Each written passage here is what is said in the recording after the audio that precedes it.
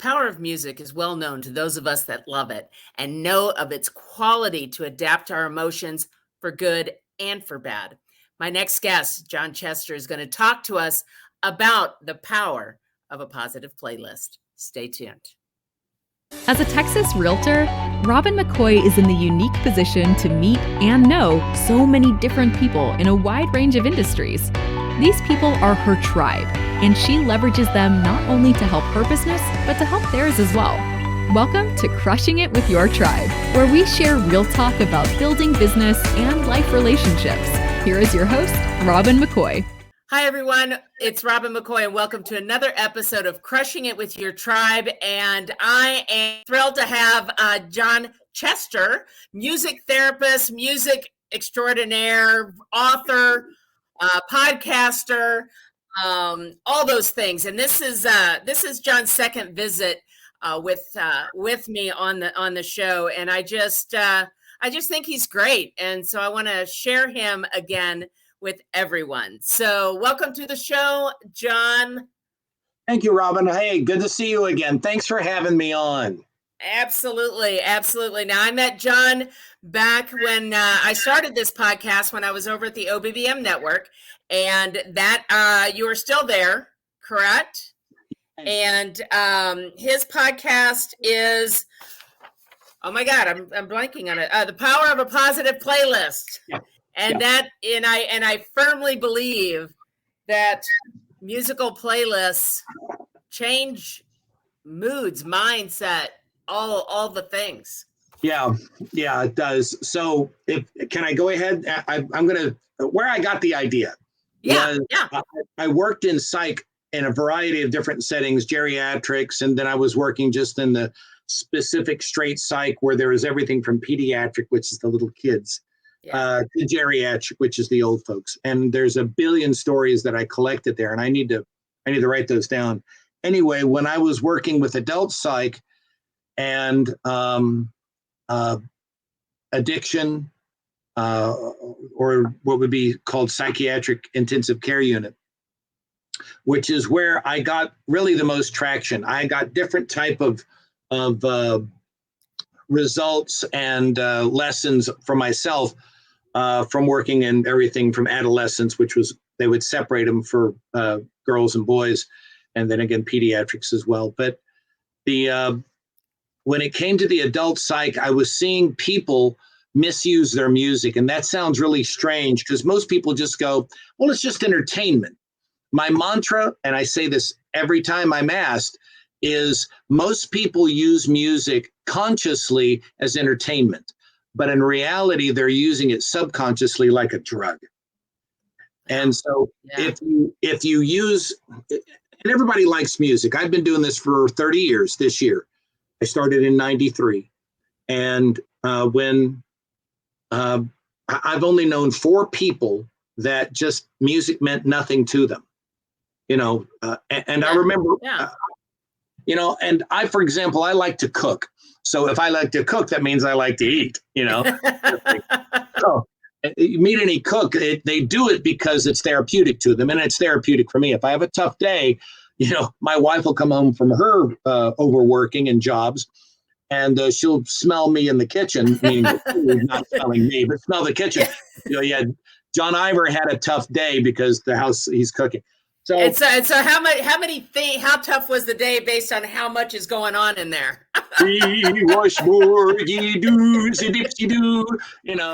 exactly. So it's a passion. The people who didn't like music were like the handful of people I've read about, like Abraham Lincoln of all things, that just didn't really care about food. They ate, but they ate because they were hungry. They didn't go, oh boy, we're having, manicotti tonight or something. If I could have an iota of that. Oh, well, yeah. I mean, I've got some of that just to be able to put it off. That would be good. Yeah. So the people who didn't like music weren't really affected by this kind of thing, and they were affected by others. But somehow or another, we're affected by a part of the brain which drives us.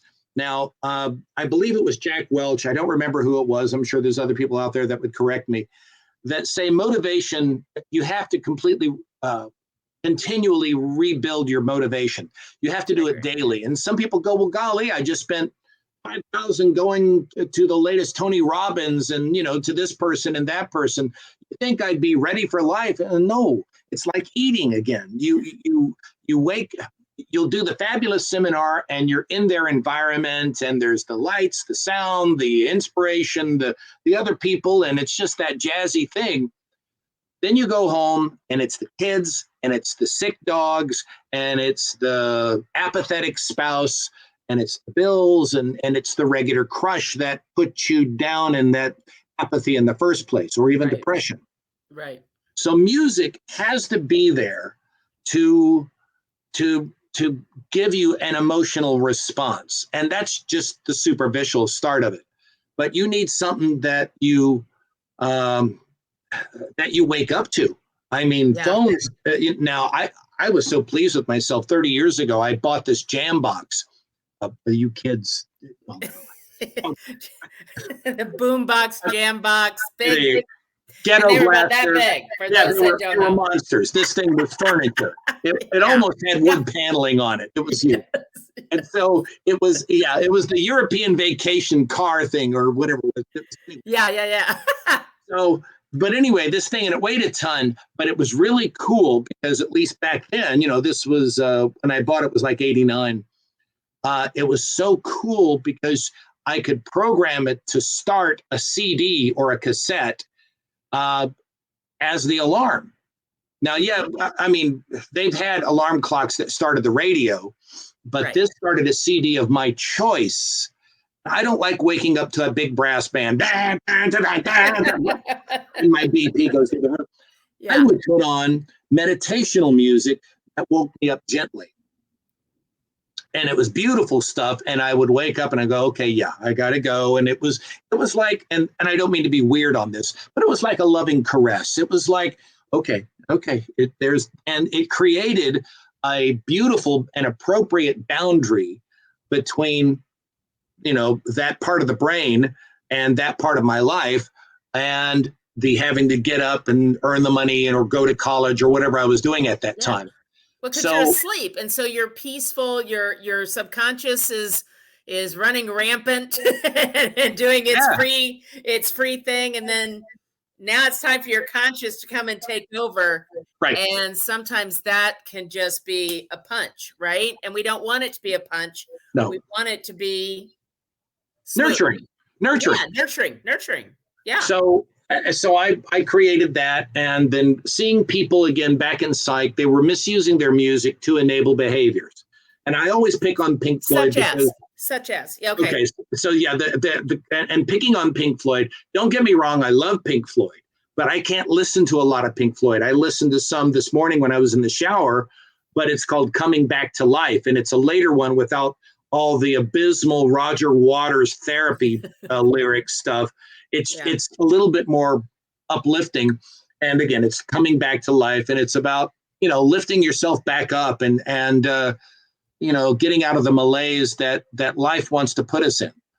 And so I would see people listen to, say, Comfortably Numb from The Wall or Dark Side of the Moon or Animals. I don't know, Wish You Were Here, especially as well.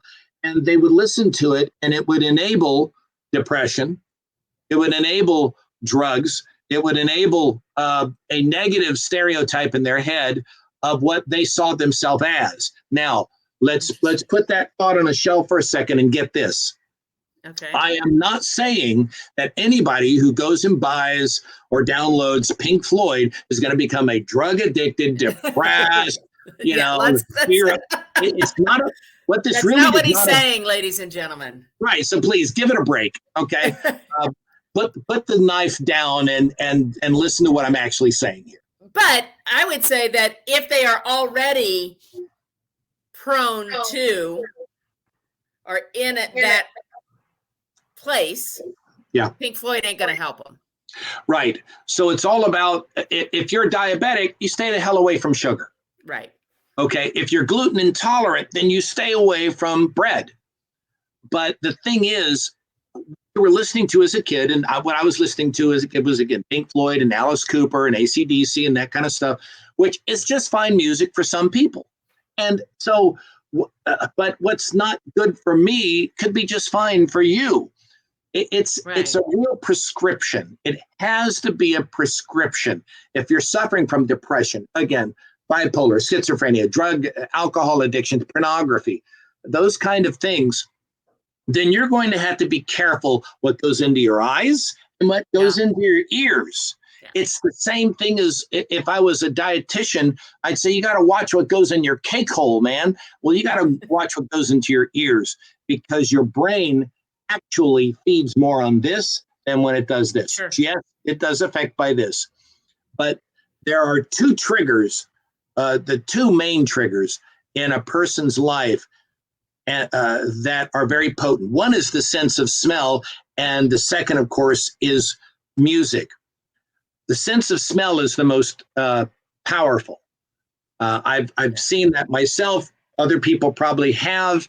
I've seen television episodes, and I've read a ton of literature talking about people who were living fine and normal lives as adults, and all of a sudden they came across an odor. You know, they bought a new house and they go down in the basement, and the cedar odor, the damp cedar odor, triggered a really bad memory that they didn't know they had. Yeah. And all of a sudden they need therapy. They go off the rails.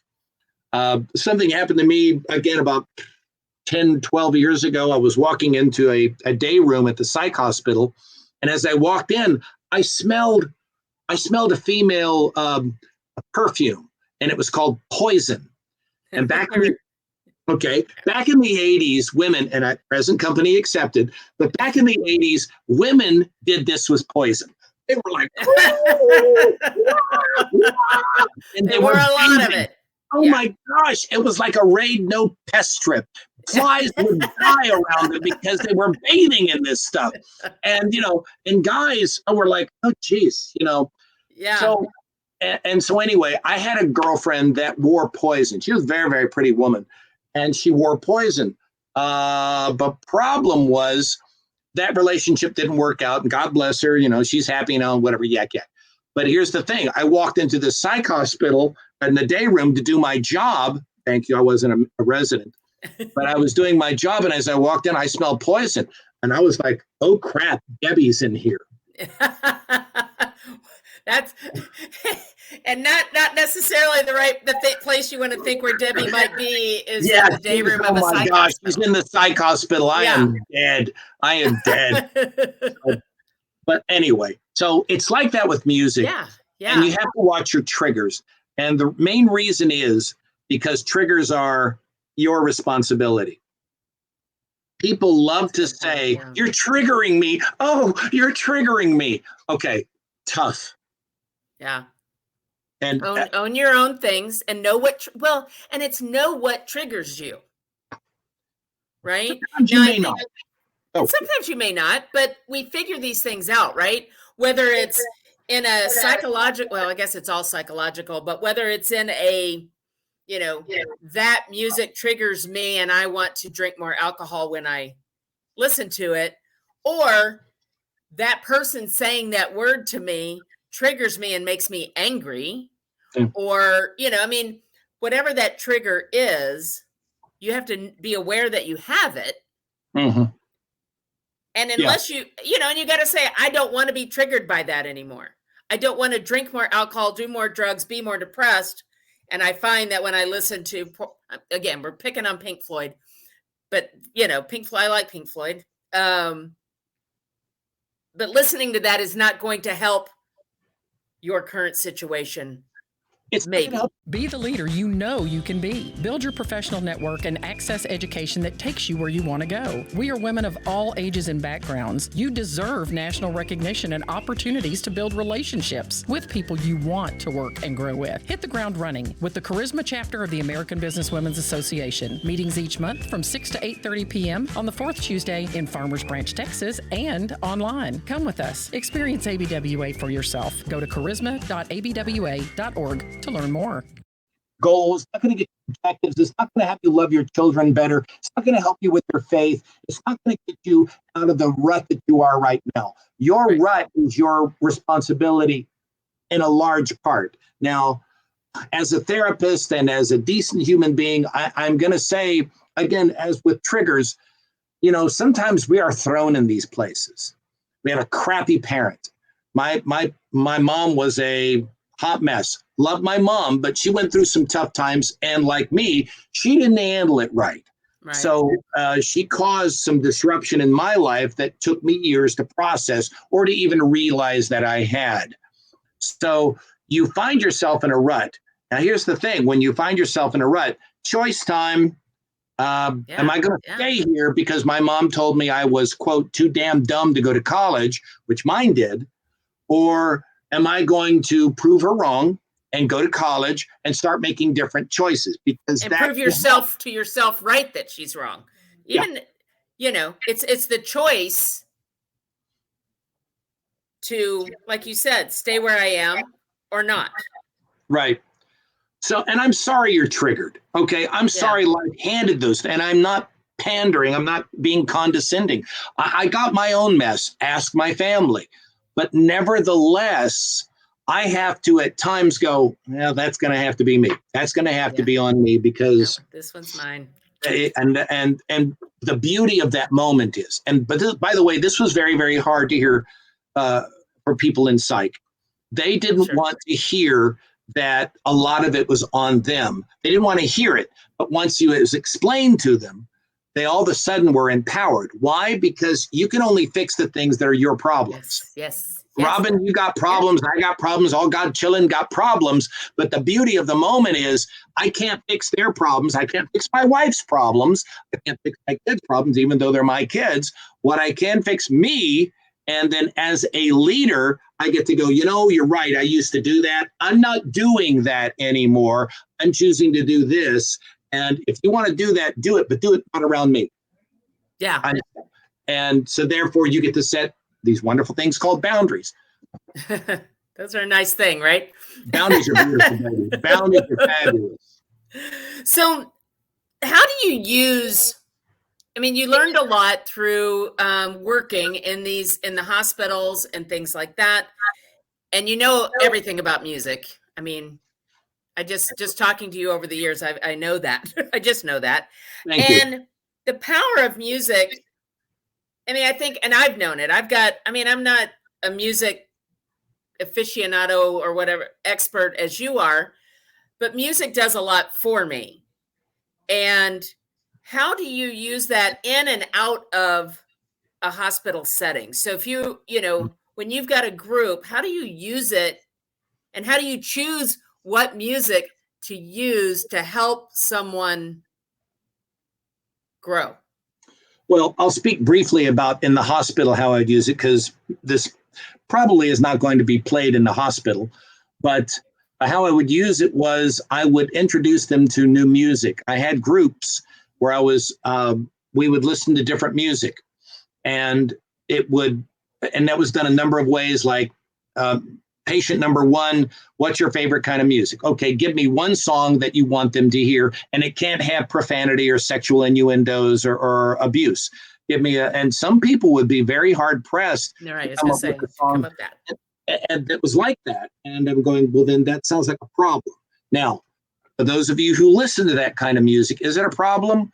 Well, if you're trying to work on getting a job that's more in a social setting, that's going to get you better pay, then it's going to be a problem. On the other hand, if you want to work in a warehouse where you don't really have to sharpen them social skills, and I'm not saying that you're asocial, but just, if your favorite song is Slat Your Bitchy Hoe Day and Night, then you're going to have probably female troubles, and girls aren't going to want to be around that kind of thing.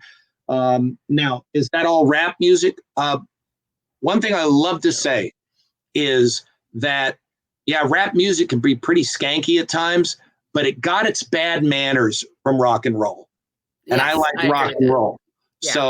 So I can't sit here and go, because rock and roll can be pretty bad. Thank you very much. So anyway, in the group, you tell them where they can find other venues for different types of music. There's Harmony, there's a sandwich shop, or there's several sandwich shops I go to that at times they have a guitarist sitting in the corner, dabbling along, playing, Gordon Lightfoot or whoever. I hear him do versions of the Bee Gees and AC/DC and whatever. Fine. It introduces new stuff. There's tons of free concerts that you can go to and be socially appropriate in these things. Yes. Now, out here in the world, how you can do that is pretty much the same in the sense that you can have listening parties. I like having these. Some of my clients, I'll say, well, let's have a listening party. Let's invite some of your friends, and maybe just I'll invite some of mine, and everybody gets to, and then we recreate the group. Yeah. Everybody bring a song. Everybody bring a group. Bring an instrument if you want to play. And we start listening to, we're going to go to this B&B over here who has a band that shows up for breakfast, for crying out loud, and we're going to sit and listen to that or whatever. So one, it's introducing new music. Yeah. Two, it's also going to be an acceptance of it, because a lot of, say, country and Western people don't like listening to metal or rap. They love to sit here and say, well, rap's all about a bunch of racists and whatever. And, the rappers are going to say the same thing about the rednecks. Okay, so we have to work on stereotypes. And you have to eliminate some of those boundaries that society has put in place to manipulate. Yes. Yes. Okay. Yeah. Right. Because, I am in this culture, I'm in this socioeconomic place. So I have to listen to this because that's what I grew up on. That's what my friends listen to. And if I try and listen to country, or I try and listen to rap or heavy metal, I'm going to be made fun of. Right. Or you're going to be pigeonholed, Yeah. Or the opposite. Yeah. I'm going to be called a metalhead, whatever, because I listen to whomever. Right. And when I would work in the psych hospital, and I don't anymore, thank the Lord, but I enjoyed it. It was the best job I ever had, and it was very rewarding. But I would walk into, say, the adolescent boys or girls, and I would say, hey, let's listen to some music. And they would snort, well, I don't want to listen to no old fart 70s and 80s music. And I said, well, do you want to listen to Tupac? Do you want to listen to, this, Big E? What do you want to listen to? And when I showed them that I knew some of their music, they were like, okay. Okay, the old fart knows some of my music. Right. And that is the bridge. Now, I'll be very candid here. I have 4 kids, and I love all my kids. Unfortunately, one of them has moved out, and she's living the not so smart lifestyle right now. And it breaks my heart. She says she's an adult, so she's going to go out there and live the adult life. Before she moved out, when we were still trying to communicate with her and we were still working with her and things like that, which we are still, but it's harder to do now because she's not in the house. Right. I could always walk up to her. I would walk by her room. I would walk by her room and I would listen, and I'd say, hey, and she would play, God bless her, she would play not only death metal, which she listens a lot to, but she also would listen to Sam Cooke. She listened to the Beatles. I saw a big grin on her face one time when I had found a collector's set of some Beatles CDs, early Beatles CDs, and I already had them, but they were extras. And I walked into her room and I said, hey, I don't need this. Do you want this? She goes, really? I can have this? I says, yeah, man, go for it. Cool. And then I heard her play it for days. And so I would sit down and say, why they wrote that long ending to Hey Jude, or, where they were when they recorded this song, or why the dogs are barking in my house right now. But sorry. And then there was this conversation, because music, again, going back to what I said, it has a subconscious factor to it. And it has an identifying factor to it, to where I am somebody who listened to Alice Cooper and Yak, Yak, Yak. I can sit down and talk, well, Alice Cooper told this story. And Alice Cooper, his father used to be a minister. and on all these, interesting stories. So now it doesn't matter that I'm A, B, and C, and that you're B, D, and F. It matters that we both like Alice Cooper, and we're going to talk about Alice Cooper. Because now, it, like you just said, it's the bridge that can bring, two people that may not have anything else in common. Now, guess what? We do have things in common, right? Besides just both being human beings. So to parents, I really recommend, if you don't understand your kids, stand in line. I get that. But research their music. Now, here's a little cheat I did. I would walk by her room and I would have my phone on and I would have Google up and I would say, what's this song? Yeah. And I would play, and she had it loud enough at times to where I could hear it, and I would let Google identify it, and I would see, well, it's Five for Fighting or whoever, I don't know. Right. And I would look it up, and I'm going, oh, well, I know them from this, because most time I knew most of her music, not all of it, but I would do it, and I would go, oh, okay. And so then I would walk into her room. Oh, you're listening to Five for Fighting. And she goes, yeah, I just found them. I said, yeah, I remember seeing them, back in, the 90s or whatever. And I'd have a general talk to her about a little bit of that. And it was a relating thing. Has it fixed our problems? No. And as the choices she makes, like most of us do when we're in this phase of our life, and I did it too, but she does know that I'm willing to talk to her and that we do have a bridge. And so if you've got a kid that's the prodigal's child, welcome to it. Here's a chance for you to go, I remember you used to listen to A, B, or C. You still listen to them? And find some questions that you can ask your kiddos about music. Because it's a wonderful relating thing. And also you can listen to them, picking on Pink Floyd. If they're listening to Pink Floyd, you can go, do you really think that things are that bad? Do you think you're outside the wall? Do you think that you'd have to run like hell? Have you ever felt comfortably numb? What does it feel like to you for that? And it matters. Yeah. Yeah. Well, let's take us to another, I guess, vehicle that you use music for. Because like I told you before we went on live here, I've seen you working with, I guess it's in group homes or something. Are you looking to buy or sell a home in the bustling DFW area? Look no further, because I am Robin McCoy, your trusted real estate agent with Keller Williams Realty. For over 15 years, I've been helping buyers and sellers navigate the real estate market here in DFW. So whether you're looking for your dream home or aiming to sell your property for the best price, relax. I got this.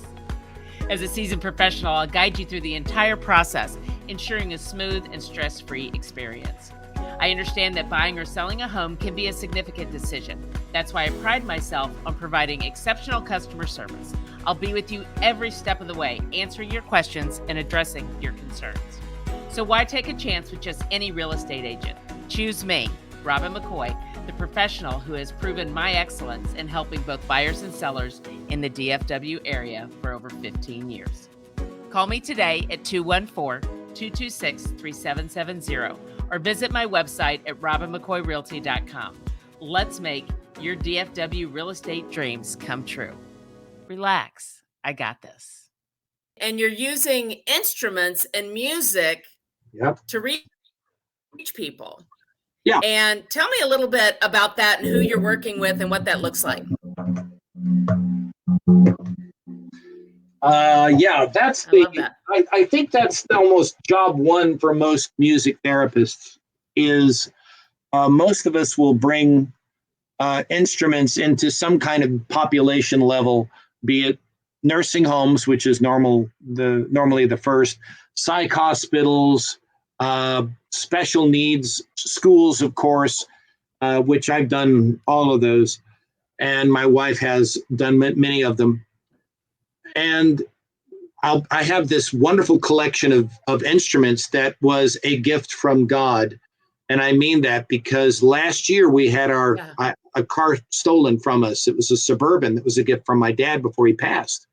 And somebody stole it from the front of the house and took all of our instruments right out.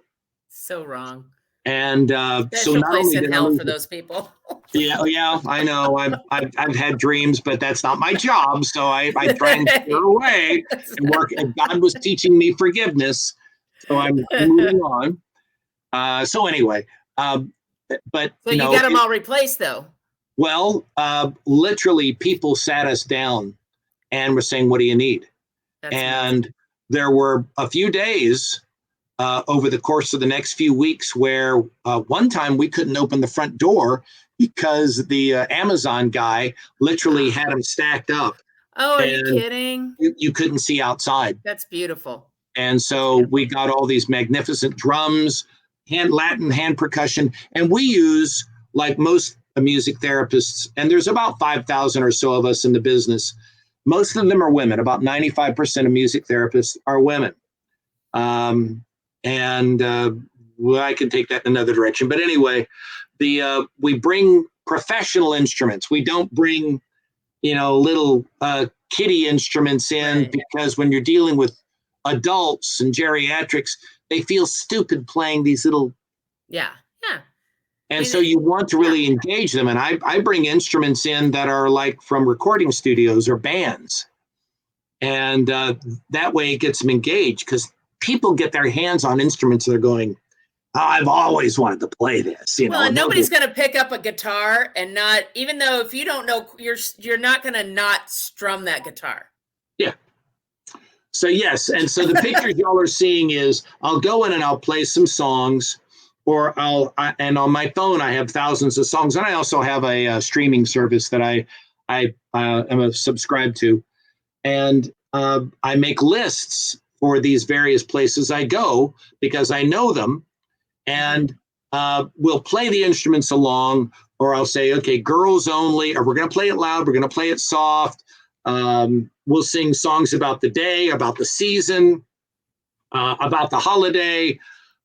We play a lot of summer songs, having a heat wave, a tropical heat wave, temperatures rising, awfully surprising, so on and so forth.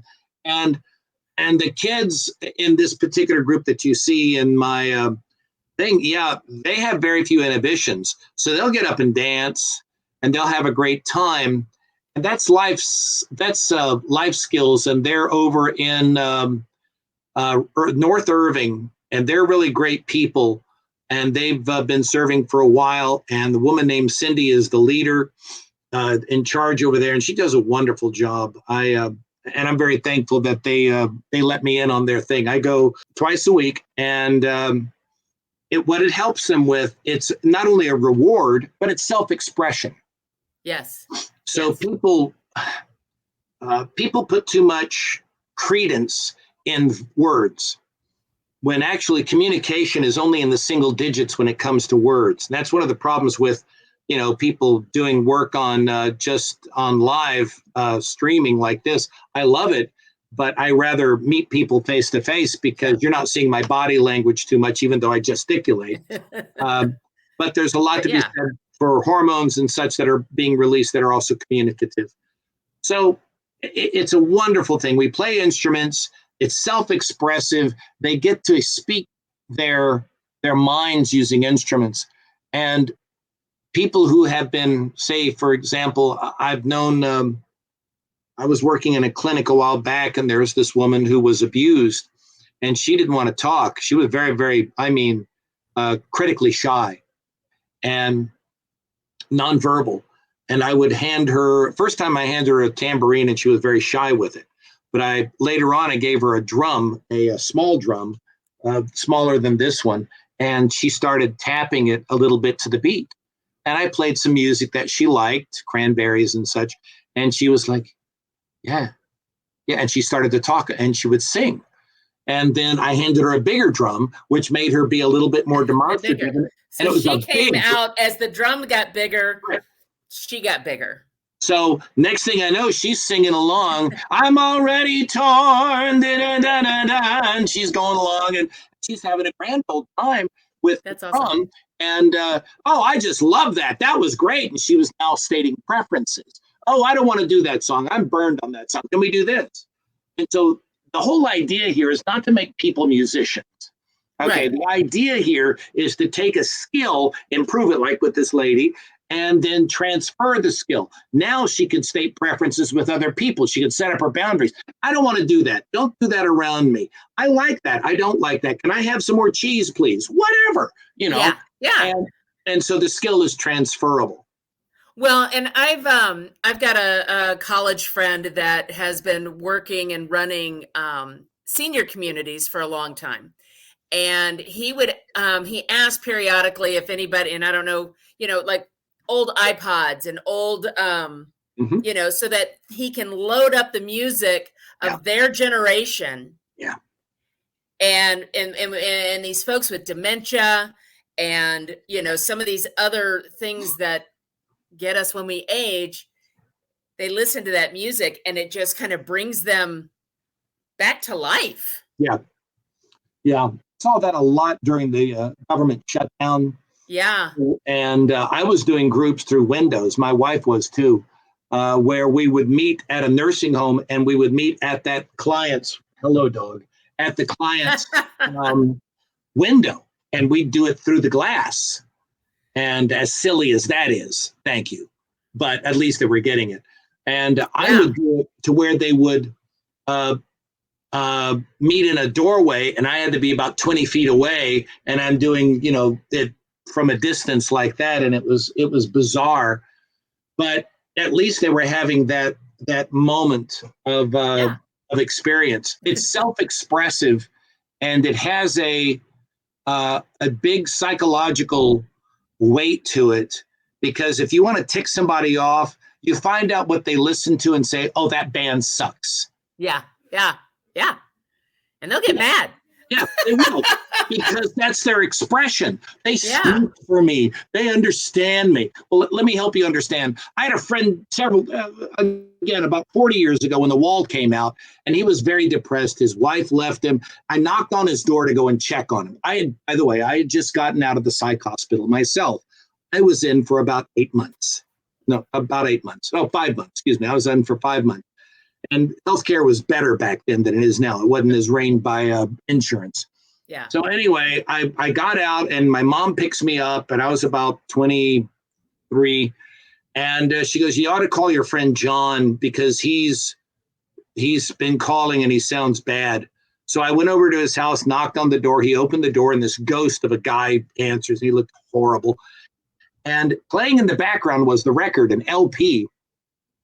An LP is this black disc. It's about this big, okay? And it goes round and round, and when you put a needle on it, it plays music. Anyway, and it plays music if it goes all the way around. If you put your hand on it and just back forth, it just goes right.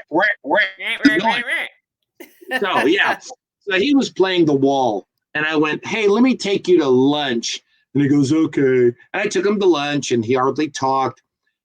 And I just let him know I tried to get through him, because I was suffering from depression very bad. That made me homeless back in 79, 80. So then I dropped him back off at home, and I said, I'll see you tomorrow. Oh, okay. I picked him up the next day, knocked on his door. The Wall is still playing. Wow. Took him to lunch. Anyway, this went on for a while. Finally, I pushed past him the last time, and I said, and I took the record off the turntable, and I said, this is mine. You'll get it back when you feel better. And he lied to me, and he said, this makes me feel like somebody understands me. And I said, Roger Waters and Gilmer don't understand you. They're speaking to their own issues. And I understand some of it's like yours, but you need to start finding your own voice. Yeah. You want to be, instead of the crap that you're already in. But yeah, it can keep you there, because you do feel like you're not alone. Right. And it speaks to the subconscious. So absolutely, you're going to believe it. Sure. Because the brain, that's how the brain works. And the brain wants to be right, and it wants to be comfortable. Yep. And if listening to whatever type of music reinforces what the brain already thinks, then the brain is right and the brain is comfortable. Yep. So it's not going to change. And if you're in the mode where you need to change, then you're not going to do it with the same old music. So you need to start listening to something else. And what I do is I help people formulate new playlists. I don't make them listen to mine. I make them listen to something different, and I'll introduce them to a whole host of stuff and other venues that you can go out. And it's a social skill. I'm teaching them social skills basically, but through the fun and through the core skill of music. And there's so many different kinds of music out there. Yep. And I think people that, get, like I said, you and I are classic rock and roll people, right? That's Sure. where our thing lies. Because we're, I grew up in the 70s. That's when the best classic rock, I guess it went classic then. But it is now. But there's so much more out there. And you may not be a huge fan of country music, but there's some good country songs out there. Absolutely. And there's a lot of listening to out there. classical can change the inside of you. So there's a lot of good music of everything out there. Yeah. One of my recent podcasts earlier this year was called "There's No Such Thing as Bad Music," and that's true.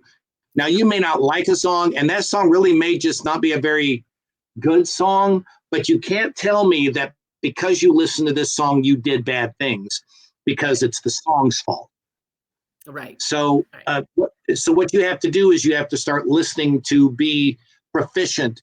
It's like a palette. If you're an artist, they used to carry this palette. If you're a digital artist, on the screen, there's a little side palette to where you touch with the stylus, and then you color what you're doing, and you make this color picture, okay? And when I was working on a sunset, and when I was in a hospital, I learned that the palette was about 2 feet in size that I was working on, and I was making a sunrise, and I had to learn from the brilliant white, orange, yellow of the sun itself to the blue sky that I wanted in the other part of the picture. There had to be dozens of gradations between the two. Right. Healthy people have that kind of gradation. Depressed people, angry people have a very small handful of emotions that they just jump between, like frogs on a lily pad, or escapists, and they go from angry to not angry. They're not peaceful, they're just not angry. Or they'll go from I'm happy or I'm drunk or whatever, and they just have this very limited palette. You need to start coming up, and you can find this online. There's emotion wheels, to where there are literally hundreds, if not thousands, of emotions. And in order to find those emotions, you need to go on it, meditate. You need to find music. You need to get out, be with other people. If other people annoy you, that's your problem, not theirs. Yeah. So, so you need to be emotionally intact to really have joy. Otherwise, you're going to live a lonely life. You're going to expect other people to dance around your landmines because you don't know how to emotionally handle it. You don't want to trigger them. Right. Nah. Well, and that's kind of circle back to the power of a positive playlist. So that I encourage you, we're going to have links to his podcast so you can find him. He wrote a book about this called The Power of a Positive Playlist. And we're going to have the link to that so you can purchase the book on the power of a positive playlist. And we're going to have all of these things in the show notes because, I think we don't talk enough about some of this and the power that the things that we hear that go inside, what they do to the brain. And again, not picking on any particular style of music or band or any of that, but listen to what it's saying to you. And is that, what's that doing for you? I get it when you're sad because your boyfriend broke up with you, or you're going through a divorce, that you want to listen to sad songs, but just don't stay there. Right. Please do listen to some sad songs during a tough time. That's processing. But okay, you've had your cry, you've been there for a few days, maybe a couple, 3 weeks type of thing. Got it. Okay, that's nice. Let's go. But let's not stay there. Right. So John, if there was something that we didn't talk about that you would like to, any gems that we missed that you want to drop onto the folks that are listening today? You're never too old to change your music. And just because you're listening to one genre doesn't mean you're going to abandon it. It means you're going to broaden it. That's what it's all about. Now, Robin mentioned something very astutely earlier. You know, we're children of the 70s. So, yeah, we're going to have this playlist in our head. But my father was in World War II.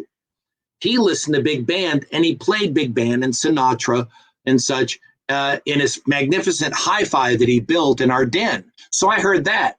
I had older sisters. They listened to Beatles and Elvis Presley and Creedence Clearwater. Then I had children, and they were listening to BTS, and they were listening to, dubstep and all this other kind of stuff. And I married a girl from the 80s that filled that gap. And so, she was listening to Def Leppard and Journey and what have you. Yeah. So I had this really broad spectrum. But yeah, my core was that. But frankly, I don't listen to my core very much. I listen to what my emotions need. It's what people ask me all the time, what's your favorite song? I said, well, it depends upon my mood. Right.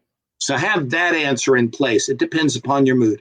If I'm having a crap day, I guarantee you I'm not going to be listening to overly sad music. I may listen to something peaceful, or I may listen to what my ringtone is on my phone, which is Walking on Sunshine by Katrina and the Waves.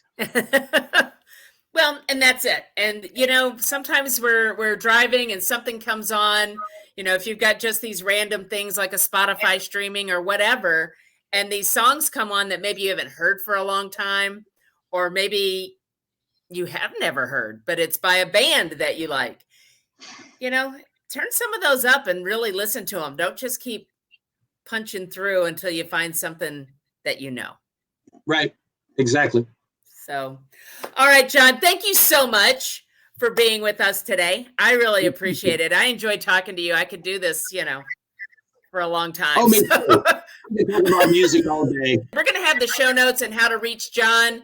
So if you have any questions or need anything, please reach out to him. He can direct you to whatever song you might need to listen to. Thanks again for tuning in to another episode of Crushing It with Your Tribe, and hit that subscribe button so you never miss a conversation. We'll see you next time. Bye. Thanks for joining us for Crushing It with Your Tribe with Texas Realtor Robin McCoy. Check out all the show notes for contact information on Robin and her guests, and to access your free resources and information discussed on this episode. Also, don't forget to hit that subscribe button so you never miss a conversation. Thanks again, and we will see you next time on Crushing It with Your Tribe with Robin McCoy.